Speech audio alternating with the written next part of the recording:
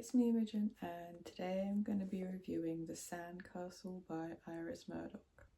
This was one of Iris Murdoch's first novels, published in 1957. The story surrounds a middle-aged schoolmaster called Bill who meets a young painter, Rain, and the feelings that develop between them. As with a lot of Iris Murdoch's novels, there are a lot of characters, and what seems like a very simple story on the surface with this book, it's actually quite a unique exploration on this sort of topic. With there being a lot of characters in the book, again, as is the case with many of her books, every character has a sort of level of significance.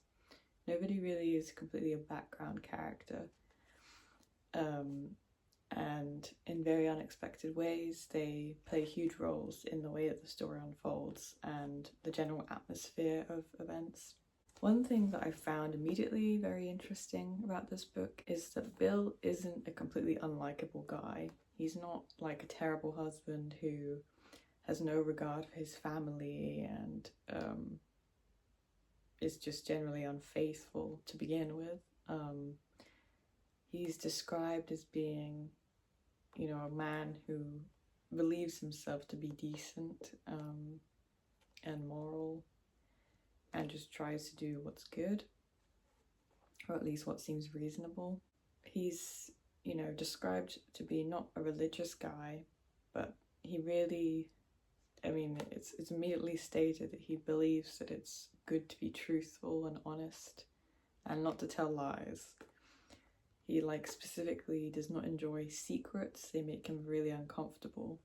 So of course, with a story like this that revolves around infidelity, it's quite interesting to explore this through, a good character, or at least, we're entitled to view him in whatever way we want, but that's at least how he is presented at the start. What I found particularly charming is that it's not, of course, as I said, it's about a lot of characters, and they really are full of life. They all have their own sort of inner world and contribute something. They just feel very alive. Even if a character's only in fractions of a few chapters, it still feels like their place in the book is supposed to be there rather than something that was just made to fill things up. Like, everything is very thought out, I felt. The book isn't very long, but it does manage to cover a lot of topics and hint at a lot of kind of strange details. It kind of got to a point where when I finished the novel, I was almost disappointed because not all of these things were properly explored. It would sort of touch on something really kind of almost mysteriously, and I'd be thinking, oh, I can't wait for that to be explained or delved into later, and it just wouldn't be mentioned again, or only very briefly and not really gone into it.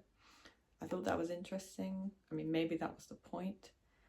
But in a way, to me, it felt like it was depicted in such a sort of realistic way to some degree, that I almost felt like I was just taking a peek into people's lives, their interconnecting lives, from only one lens and very briefly, as if there were all these other angles that I'm not permitted to view from. But again, maybe that was a deliberate choice, I'm not sure. And while I do say it felt realistic, it also felt very dreamlike too. Which again is kind of a common thing in her books I've found. And it's another thing that I enjoy a lot.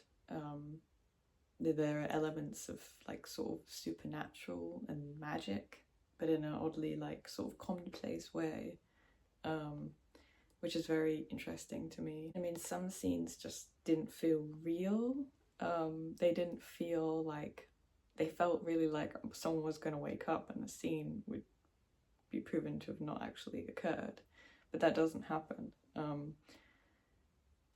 And I found that the sort of descriptions of nature and setting and kind of hours of the day, whether it be afternoon or the middle of the night, really affected the way things felt. There's a real emphasis on time, I felt, despite the fact that I don't think the book covers a very long stretch of time. but in each day it's like excruciatingly long almost. So there's the morning and the afternoon and the night, and the different feelings the characters are having at these different points in time as they ruminate over things, or they want things, or they regret things. Just sort of generally a bit obsessive.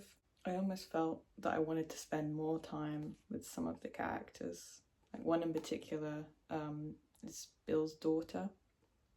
I mean, Bill is kind of, he is like the regular guy, you know, he's got a job in a school as a teacher, and that's respectable, and he has a very kind of domineering wife and two quite charming kids. I really enjoyed the way that the two children were described. They weren't just kind of pushed aside and used to kind of just simply say he's a guy with two kids, he's normal. Of course that is a factor, but they had their own little world as well, and I particularly found his daughter compelling.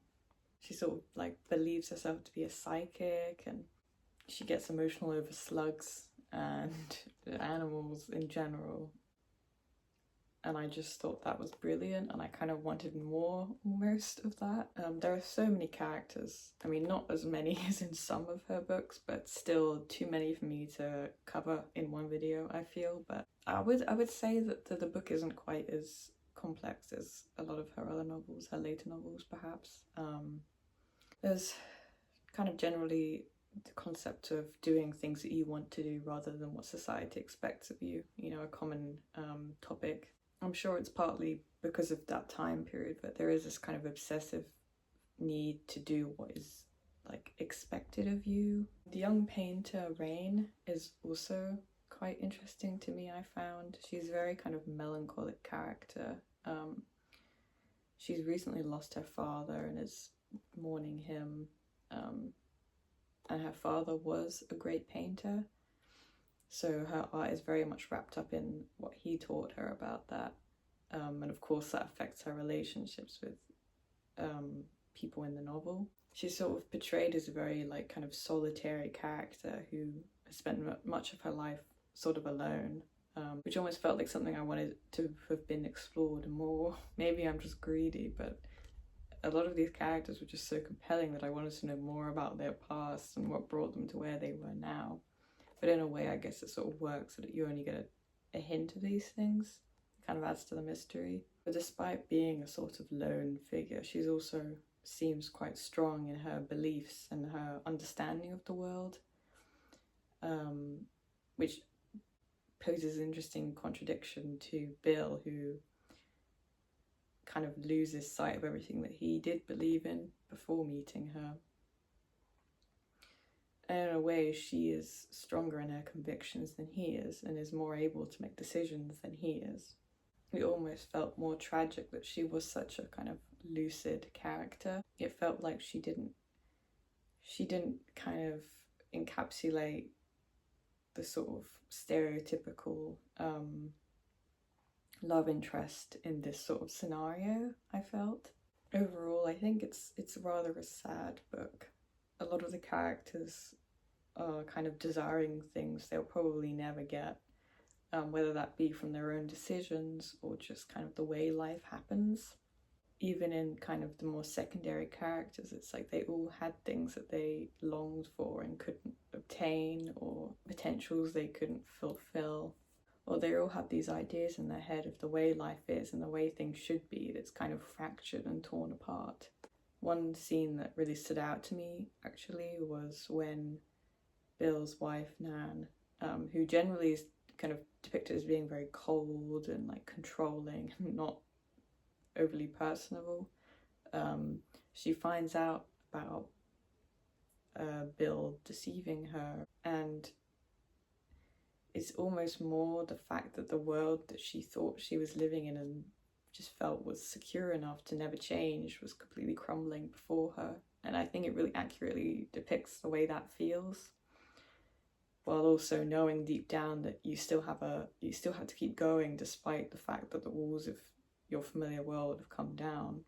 While being a sad book, there are a lot of like touches of humor in there as well, which I love of Murdoch's writing. it just feels like a very human book, a very human story of people being flawed and just generally the strangeness of life and how kind of unpredictable it can be. And really, if you are into characterization over crazy plot, I think this, I mean, anything by Iris Murdoch's probably going to be good for that. But I think this is a pretty solid book. So yeah, thank you for watching.